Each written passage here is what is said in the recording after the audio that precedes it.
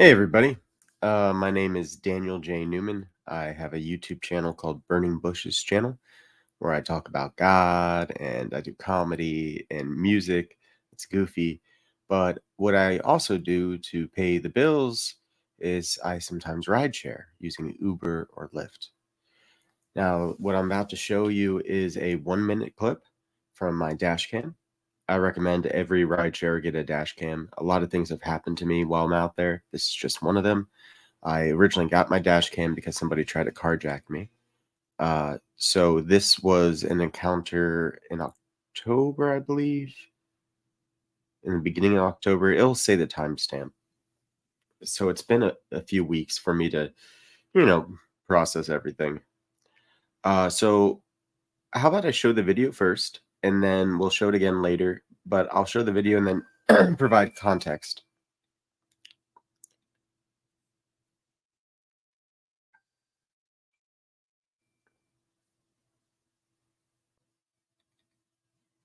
Here it is. Understand? Shit. I kind of bullied you. I try to act like, basically, you know what I mean. I sons you, like I'm your dad. Uh huh. You understand that shit now? Do we have a problem? I'm gonna ask you.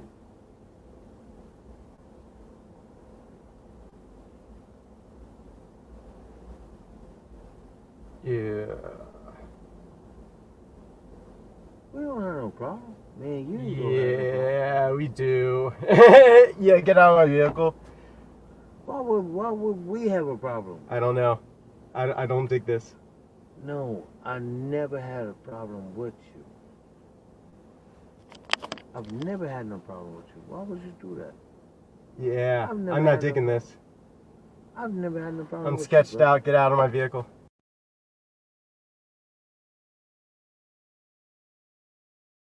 Okay, so that's the video. Um, we'll get into the context. Hey, Dogman. Okay, so yeah, I'm good, man. I'm just going over this video. So this was October 3rd. It was late at night. I already had a pretty bad feeling about taking any new rides. Uh, I asked some friends to pray for me. I just had a bad feeling, you know, and it already accepted the ride. After this, I turned off the auto accept. I want to use my own discernment more.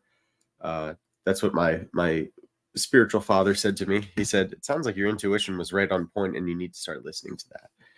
Anyway, I ended up going there to the exact pin. There was a space open in the parking lot where I could be exactly there. And about 3 minutes in of waiting and sending out my usual, I'm in this kind of vehicle and this is my name. I'm here. Uh, it was like 2 minutes, and I decided to call because I always try to give everyone every opportunity to get their ride. And the sister of this person ended up answering the call, but I didn't know that at the time. And I said, hey, I'm here. Where are you? And she says, well, where are you? Are you in the right place? And I said, well, yeah, I'm right here at the pin. I'll describe the surroundings around me. And she says, oh, that sounds right, but he can't find you. And I was like, oh, it's not for you. It's for someone else. And she's like, yeah, he said that you're not there, and he's been looking for you. I said, well, let me see what I can do. So I back up, I have my lights on. I have a flashlight out as well, just to see everybody, because, there's a lot of people in the city. You can't just be like, hey, are you the one? So anyway, I kind of go forward and I describe the guy, and she's like, that sounds like him. That's Doug. And so I go up next to Doug, and I'm like, hey, Doug, how's it going? And, he's just like, wandering around in the street, and he's like, I couldn't find you. I was like, yeah, I was right there. And he's just like, I was like, do you still want to ride? And he's like, yeah, I paid for this. I want to ride. And I said, okay. So he gets in the back seat, and I ask him, how are you doing? And he says, I don't remember what his response was. It was probably like something like good. And then he says, "Do you know what getting sunned means?" As I start driving. And I'm like, "No, I don't know what that means." And he started trying to explain it to me. But while he was doing it, he kept touching me. He kept touching my shoulder and kept touching my neck. And I kept telling him, "Don't touch me. That makes me feel uncomfortable. I want you to sit back in your seat." And it was like he forgot that I said that. And so multiple times he continued to touch me. I continued to tell him to go back into his seat and tried to change the subject from what is getting sunned. Um, and I was asking him, like, "What kind of music do you like? Let me put on some music." Anyway, he was not letting this go. I'm about to get onto a highway and take a 30-minute drive with this guy in my vehicle, and he will not respect my personal space. So at that point, right before I get on the highway, this is still going on. And he's still trying to explain to me why what being sunned is. And you can see it as I start recording it. Well, I have a minute long recording that he is touching me. He is up in my space right next to me. And this wasn't the first time he did this. It just is the only part of, you only get 1 minute of this. He was saying things like, "You have a dad, right?" And you guys might know, if you know this channel, that I do have a father, and he is an end stage liver disease. And it's not someone thing I'm going to necessarily tell a stranger who's being hostile. And that's the other thing about it, is it was clear from the way he was talking that getting sunned either was uh, to put me in my place, which is already hostile, or something sexual. Uh, and that is what ultimately the cops determined was the intention here. Uh, so what occurred was what you saw in that minute video, and he went towards my pocket, I thought. Um, but anyway, he was going towards my person, and I didn't want that happening. So I stopped that. And after this video was complete, I called Lyft support, because I ended the ride and I asked him to get out multiple times and he would not leave my vehicle. He said to me, "I'm not getting out of your vehicle. You need to drive me back where you picked me up." And I said, "No, no, I want you out of my vehicle. This ride is now done." It's not how it works. I'm not taking you back. Like some people have this idea of ride shares that, like, we're a taxi driver and like you have like certain rights or something. No, you're in my vehicle. You agreed to this being mediated by an app. And when I decide that I don't want you in my car anymore, you need to respect that. I don't care where I drove you. You can go ahead, you can complain to the app and get a new driver. Anyway,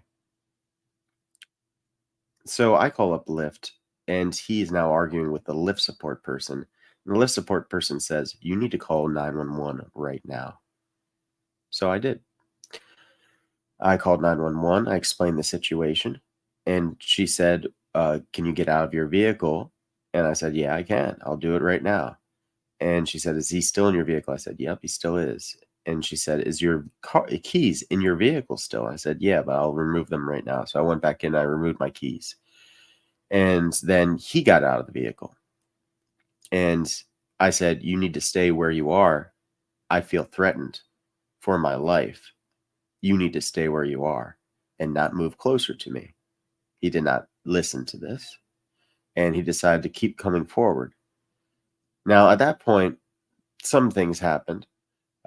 Maybe I don't feel necessarily that I need to say, but ultimately, um, I listened to the 911 operator when she said, "If you can leave that area, I want you to leave that area instead of staying there and confronting this guy. The police are on the way. Get to a safer area. And if he keeps pursuing you, you do what you have to do. But try to get out of the area first, if you can. I said, okay, I think I can. So I did. And I said, don't follow me. I'm walking over here, And he stayed where he was.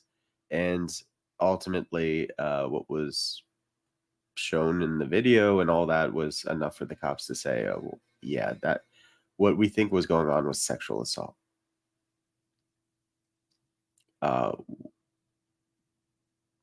It's probably what was happening. And he wasn't reaching for my pocket. He was probably reaching for my genitalia. So it's an embarrassing story. Most men wouldn't want to share it, but I'm not most men. I'm not most people. I'm Daniel J. Newman of Burning Bushes, and I know that this kind of stuff happens to people all the time. And this is how you deal with the situation. You respect you calmly but assertively explain multiple times, as long as you're safe, that this is making me uncomfortable and you need to stop. And at a certain point, before you get onto an interstate and you are stuck with that person going at high speeds, you need to make sure that you're comfortable with that. And if you're not, no money is worth going through that. It's not part of the package. Being a ride share doesn't mean you have to take everybody. Doesn't mean that you have to be put in uncomfortable situations that could lead to your death or a rape or a kidnapping. This world is dangerous, and you never know. Now, this guy, Doug, he had a tattoo mark underneath of his eye, a teardrop, which typically means he killed somebody, that he's been to jail. And he talked like he was in jail before. And the kind of drugs that he was on, most likely, based off of what I know about my city, was Trank. Trank is fentanyl mixed with an animal sedative, basically horse tranquilizer with fentanyl. It's cheap, and everybody's doing it in the city. And I think Doug was doing it, especially because he kept forgetting. It seemed like he legit was forgetting what I just said to him, that, like, you need to stop touching me. It's making me uncomfortable and unsafe, and I'm about to end this ride. And that's something that sometimes you need to say to a passenger. You need to say, not in a mean way, but in a calm, assertive way, I if we have a problem, that's one thing that I like to say is, like, do we have a problem? That's a great way to start it off, because that gives them the opportunity to change their attitude real quick, and be like, no, I don't have a problem at all. And, I'm no longer going to do whatever I was doing that is causing you to become uncomfortable, because it's a two-way street. All right. I go out of my way to make people feel comfortable in my vehicle. I make sure the volume is the right way. It's the music they like, the temperature they like. Let them know they can use the charger that I have provided for them in the back. Keep it nice and clean. And I drive well. I drive as fast as they want me to. I'm very accommodable. But you don't want to go so far in that way where you're, like, now becoming uncomfortable and not liking what you're doing. Because you're a ride share. You're not a taxi driver. You are essentially allowing someone into your second home on the road, and you're taking them somewhere. And they're not your friend necessarily. You should be friendly, but they're not your friend. You don't know anything about them necessarily, unless you picked them up before.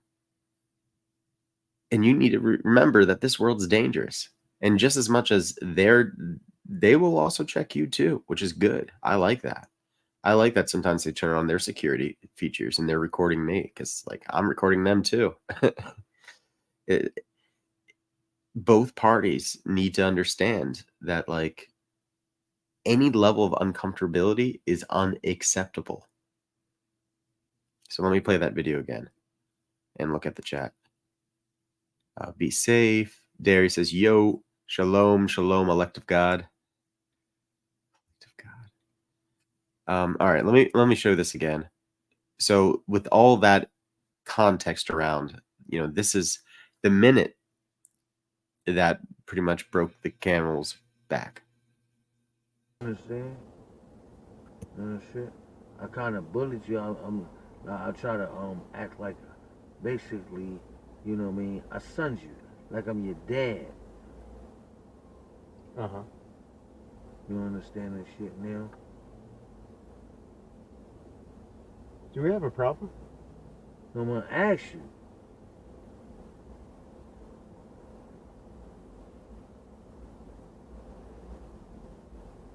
Yeah.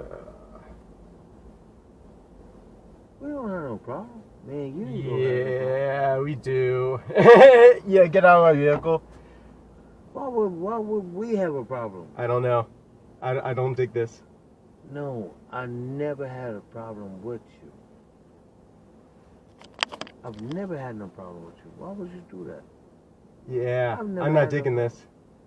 I've never had no problem I'm with sketched you, bro. out. Get out of my vehicle. So yeah, and with the touching thing, um,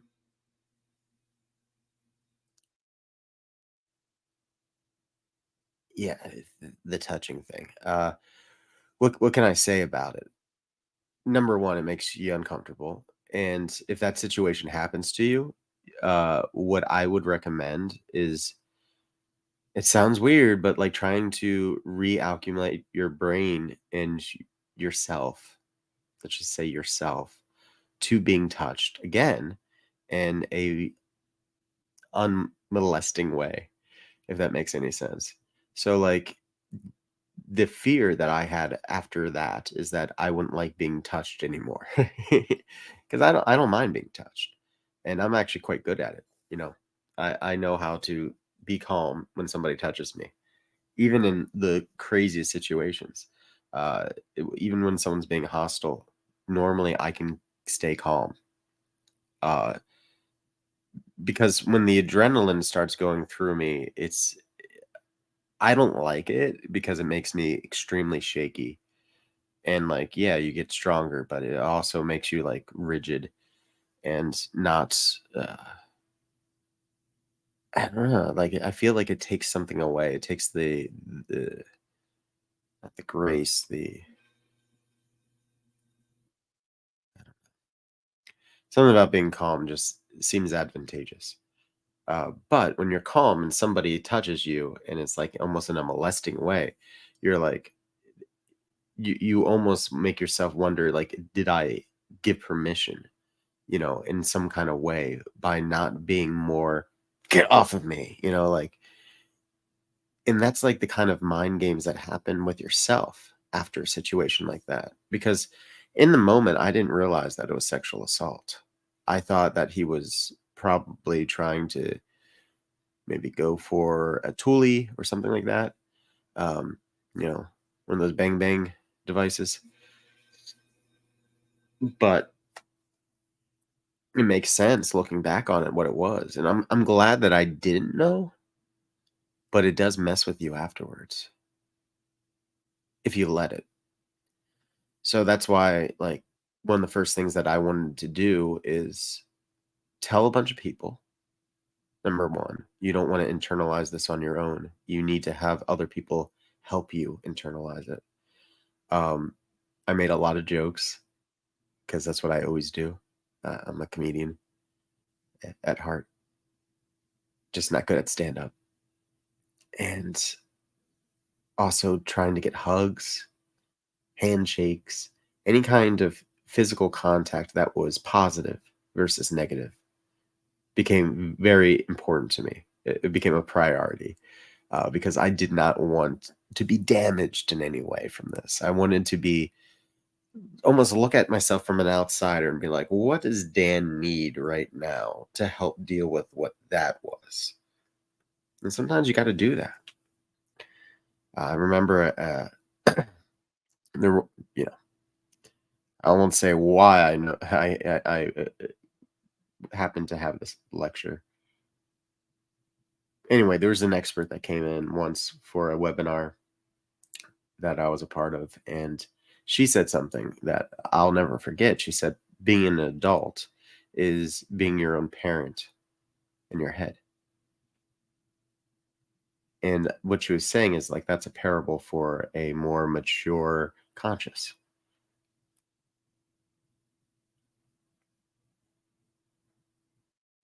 That outsider perspective.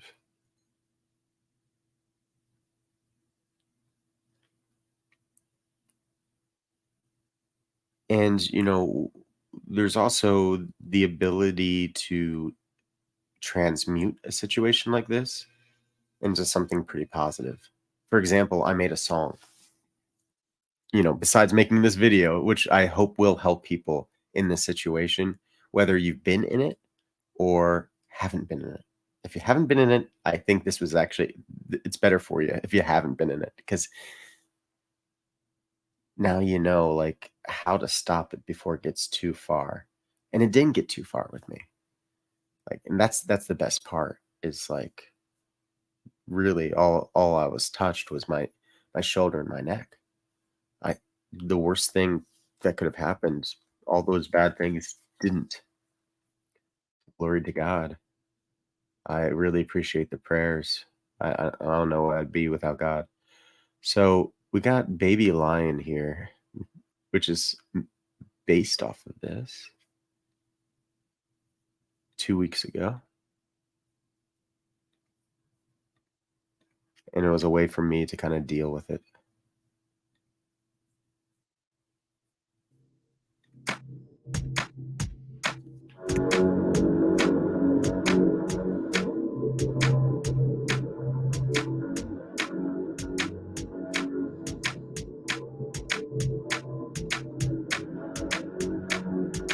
Enemies, Babylon, concentrating on fault lines. Got to shake off the haters, have to pull a toolie on a stranger. If he's exhibiting icky signs, I'll be a ranger if there's clear and present. Dane, Viking invader, jury executioner. I've got warriors behind me. Christ before me. Michael is in my pickup protecting me. Enemies, Babylon.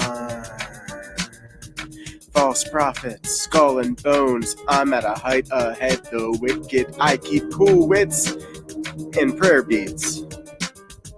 Eyes widen when they see my resolve. Enemies, Babylon. Enemies, Babylon. Enemies, Babylon. Twisting my words for their amazement. Well, enjoy the sparks, enjoy the show. I can smile at the little I know.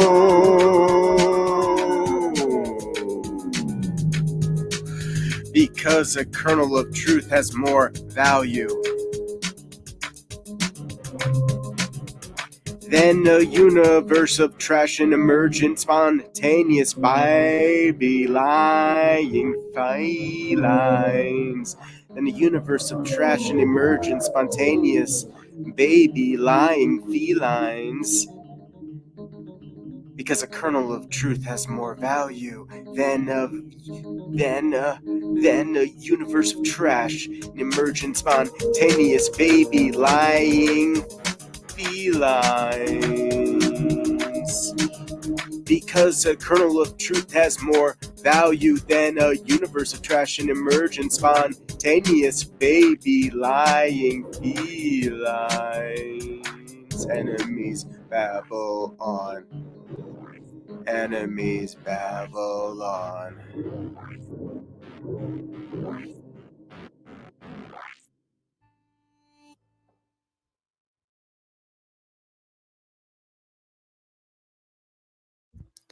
I made that song to help me deal with, again, this situation that I'll play one more time. Understand? Shit. I kind of bullied you. I try to act like basically, you know what I mean. I sons you like I'm your dad. Uh huh. You understand this shit now? Do we have a problem? I'm gonna ask you.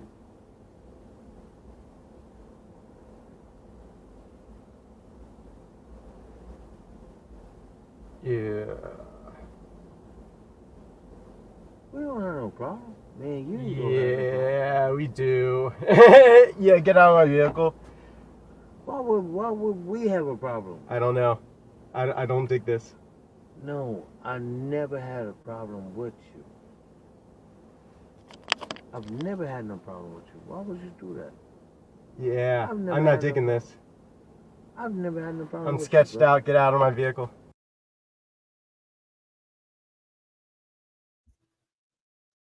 Rebuke and reprove says, get Jesus off that cross and put some clothes on him. The crucifix is one of the many crosses that I like. Really like this cross. It's the Orthodox cross. Here's the Coptic cross. Got on my shirt. I am not ashamed. Romans 1:16. That's a cross too. There's crosses with Christ on it. You know, crosses are a symbol of our faith. You know, so I love wearing crosses. I hope that gets across to you. Anyway, last thoughts on this whole situation, exercising boundaries as a Lyft driver, real case study. I would say trust your intuition. It's important to know where you're driving. I live in a city with a lot of crime and a lot of drug use. It's great for money because there's always people who need rides, but you can also lead to some situations. And I've been at this for a while now, and I've learned that as much of an accommodating guy as I had to be, I also had to put out boundaries, which include more than just personal space. I could do another video on like people who maybe they forgot something back at home and they try to guilt you into driving back but not paying for another stop, things like that. Um, Knowing when to slide the pickup button, uh, because sometimes people will be like, they'll just come out and be like, "Oh, hey, I'm here." And if you slide the pickup button, they'll go back inside and maybe wait another 5 minutes and then come back out. And then you're not paid for any of that time. Like there's a lot of things I could talk about as a ride share. But this one is urgent and important because you're talking about life and death. What do you do when somebody is acting hostile or strange, whether it be in a sexual or a purely aggressive manner, or if it's unclear, like it was for me? I wasn't sure what his intentions were. I just knew that didn't want it. I didn't want 30 minutes of learning how getting sunned, what that means while being touched. If it was just going to be that and that alone, I already don't want that. I don't want also what could come next. Once now I'm going at high speeds and can't stop my vehicle easily. And it would be much harder to let them off on the side of the road on a highway, you know, versus somewhere close to home. So it's important to kind of get a read, I would say, on how that ride's going to go in the very beginning. So don't just pick up people and not say anything. You want to know where they're at in their headspace. So asking how their day is, um, asking them what kind of music do they like. These kind of questions are good, and you'll get a real quick find out what they want out of that ride. Some people don't want to hear anything, or they're going to be on the phone the whole time, which is fine for you. That's less work, but just knowing that right up front. And I got some other tips and stuff, but in this situation, it is always good to let them know. And before you get on, you commit to a long time, uh, end the ride. End the ride. It's not worth it. It's not worth the risk. Your life is worth more than that. Your life is valuable, just like their lives are valuable. So be safe out there if you're a ride sharer. There's other ride shares out there right there with you. I'm out there too. Okay. We're doing good. We're being designated drivers. We are helpful people. Uh Ride shares. We're definitely helping the economy keep going. So all you ride shares out there, much love to you. Let me know in the comments if this helped you or if you had any kind of other questions. All the comments, I'm definitely looking forward to them because I know this is live right now, but hopefully a lot of people will rewatch this. So God bless you. Be safe. And if you are a ride share and you're about to go out on a ride, excuse me, I got a little bit of a sinus infection. Let me say a prayer for you if you're religious. O Lord Jesus Christ, my God, be my companion, guide, and protector on my journey. Keep me from all danger, misfortune, and temptation.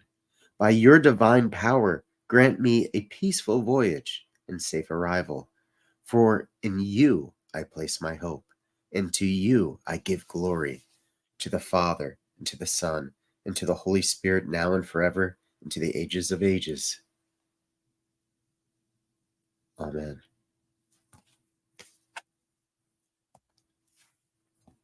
See ya.